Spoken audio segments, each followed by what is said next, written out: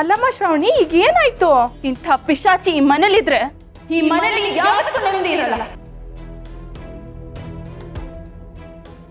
ಇಂಥ ರಾಕ್ಷಸಿ ಸಂಹಾರ ಆಗ್ಲೇಬೇಕು. ಇವಳು ಮಾಡಿರೋ ತಪ್ಪಿಗೆ ತಕ್ಕ ಪ್ರಾಯಶ್ಚಿತ್ತ ಆಗ್ಲೇಬೇಕು. ನೀವು ಹೋಗಿ ಚಿಕ್ಕಮ್ಮ, ನಾನು ಇದನ್ನ ನೋಡ್ಕೋತೀನಿ.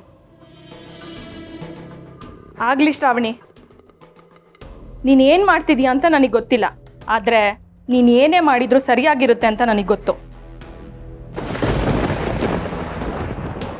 ನಿನ್ ಕಣ್ಣಲ್ಲಿರೋ ಛಲನೇ ಹೇಳ್ತಿದೆ ನೀನ್ ಮಾಡ್ತಿರೋ ಕೆಲಸ ಸರಿಯಾಗಿದೆ ಅಂತ. ನೀನ್ ಅನ್ಕೊಂಡಿರೋ ಹಾಗೆ ದುಷ್ಟತನ ಸಂಹಾರ ಆಗಲಿ.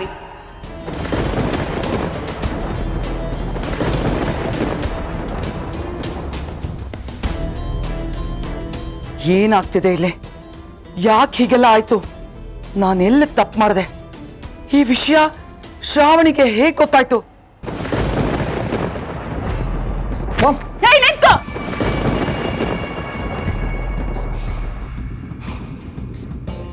ಬಾ ಹಿಂದೆ, ಬಾರೋ ಹಿಂದೆ.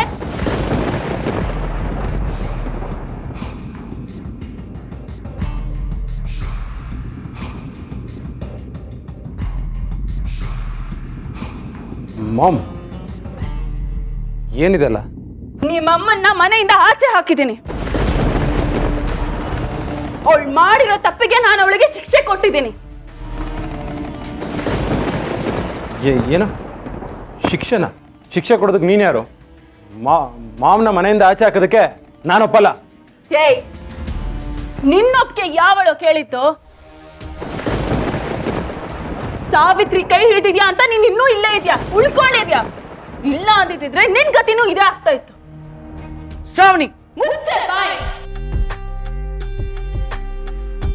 ನಿನ್ನಂಥವಳ ಬಾಯಲ್ಲಿ ನನ್ನ ಹೆಸರು ಕೂಡ ಬರಬಾರ್ದು.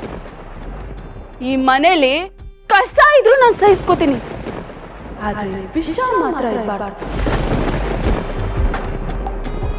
ಇದೇ ಕಾರಣಕ್ಕೆ ನೀನ್ ಕುತ್ತಿಗೆ ಹಿಡಿದು ನಿನ್ನ ಆಚೆ ತಳ್ಳಿರೋದು. ಆದ್ರೆ ಈ ಮನೆ ನಂದು.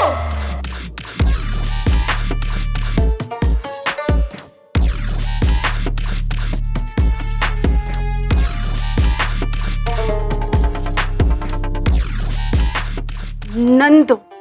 ಈ ಮನೆ ನಂದು. ಯಾವತ್ತಿದ್ರು ಈ ಮನೆಗೆ ಮಹಾರಾಣಿ ನಾನೇ. ನನ್ನ ಮನೆಯಲ್ಲಿ ಇನ್ ಮುಂದೆ ನಾನು ಹೇಳಿದ್ದೇ ನಡೆಯುತ್ತೆ. ಈ ಮನೆಯಲ್ಲಿ ಇನ್ನೂ ನಿನಗೆ ಜಾಗ ಇಲ್ಲ.